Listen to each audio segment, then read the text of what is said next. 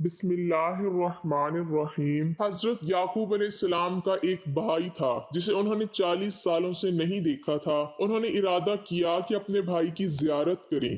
جب ان دونوں نے ایک دوسرے کی زیارت کی تو حضرت اسرائیل علیہ السلام کو حکم ہوا کہ دونوں کی جان لے لیں اور ہمیں سپرد کر دیں۔ ملک الموت نے دونوں کی روح قبض کی اور خدا کی طرف لے گئے۔ حضرت یوسف علیہ السلام نے جب یہ سنا تو اپنے سر سے تاج اتار کر پھینک دیا اور اپنے بدن پر جو ریشمی لباس تھا اس کو پارا پارا کر دیا اور سروپا برہنہ اپنے لشکر کے ساتھ دوڑے اور روتے ہوئے اپنے والد اور چچا کے جنازے تک پہنچے۔ جب ان دونوں کو دیکھا تو غم اور حسرت کی وجہ سے رونے لگے۔ سر اٹھایا اور روتے ہوئے حسرت سے آسمان کی طرف دیکھا۔ یکایک آسمان کے دروازے کھلے اور انبیاء کی روحیں اور فرشتے ان کی روح کے استقبال کے لیے آئے۔ حضرت یوسف علیہ السلام نے عالم ارواح کو دیکھا جو نور سے مزین تھی۔ فرشتوں نے نثار رحمت کو ہاتھوں میں لیا اور ان کو یعنی حضرت یعقوب اور ان کے بھائی کو دنیا سے لیا اور غسل دیا۔ ان دونوں کو بیت المقدس میں ایک قبر میں دفن کیا۔ پھر جب حضرت یوسف علیہ السلام دفن سے فارغ ہو چکے تو دوبارہ مصر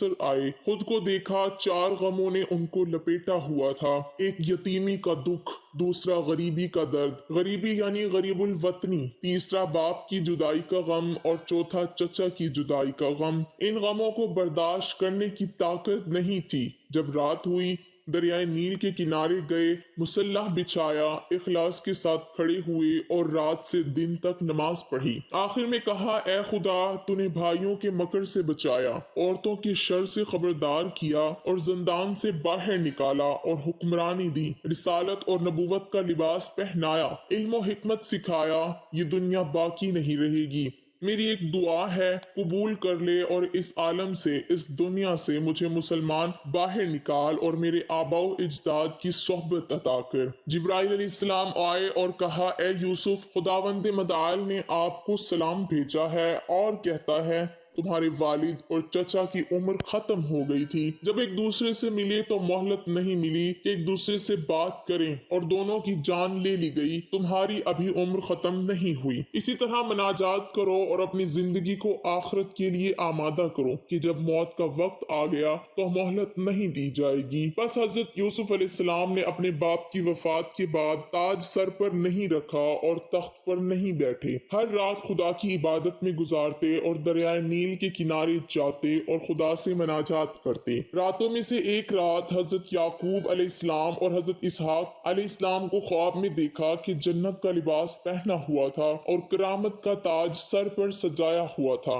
حضرت یوسف علیہ السلام سے کہا اے یوسف 20 سال ہوئے آپ کا دل ہم سے ملنے کی خواہش میں جل رہا ہے۔ آپ کو خوشخبری ہو کہ 3 دنوں تک ہم سے ملو گے۔ روایت ہے کہ حضرت یوسف علیہ السلام نے ان 3 دنوں میں وہاب کو دیکھنے کی خواہش میں اتنی گریہ وزاری کی کہ ان کے والد حضرت یعقوب علیہ السلام نے ان 40 سالوں میں ان سے ملنے کی خواہش میں نہیں کی تھی۔ بس تیسرے دن ملک الموت آیا اور کہا اے یوسف آپ کی مدت ختم ہوئی۔ آپ کے آباء و اجداد آپ کے منتظر ہیں اور آنکھیں لگائے ہوئے ہیں تاکہ آپ کو دیکھیں۔ بس حضرت یوسف علیہ السلام نے سر تسلیم خم کیا اور ملک الموت نے ان کی جان لی۔ جان لینے سے پہلے ان کا دل تیزی سے دھڑکنے لگا تھا اور اعضاء لرزنے لگے۔ بھائیوں کو بلایا اور ہر ایک کو گلے لگایا اور خدا حافظ کیا۔ جب ملک الموت ان کی طرف متوجہ ہوئی حضرت یوسف علیہ السلام گریہ کرنے لگے۔ فرشتوں نے صدا بلند کی، مقربین اور روحانیون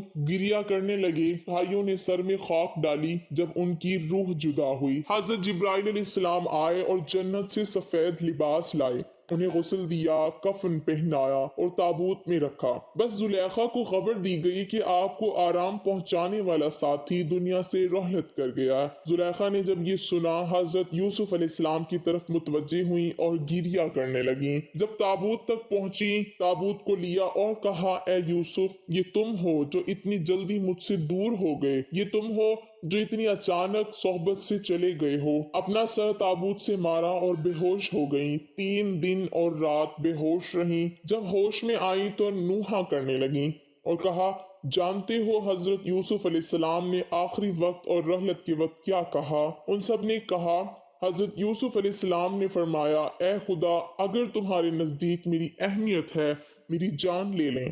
اس حالت میں کہ مسلمان ہوں اور صالحین کی صحبت میں رہوں۔ پھر کیا تھا، زلیخا نے بھی یہی درخواست کی اور کہا، اے خدا میری جان مجھ سے لے لے اور صالحین کی صحبت تک پہنچا دے۔ اللہ تعالیٰ نے ان کی دعا قبول کی اور ان کے جسم سے روح خارج ہوئی اور حضرت یوسف علیہ السلام کی روح تک پہنچی اور ان سے ملحق ہوئی، تاکہ جیسے دنیا میں ایک دوسرے کے ساتھ تھے آخرت میں ایک دوسرے کے ساتھ ہوں۔ پھر ان کے جنازے اٹھائے گئے، مصریوں کی آہ و فغاں بلند ہوئی، ہر کوئی نوحہ کرتے ہوئے رونے لگا۔ دفن کرنے کی جگہ میں اختلاف کرنے لگے، ایک گروہ نے کہا ان کو کنعان کے دروازے کے پاس دفن کریں۔ بس اللہ تعالیٰ نے دریائے نیل کو خشک کیا اور بزرگان کو الہام کیا کہ دریائے نیل کے درمیان میں دفن کریں، تاکہ جب پانی ادھر سے گزرے اس کی برکت کل عالم اور اس جگہ کے اطراف تک پہنچے۔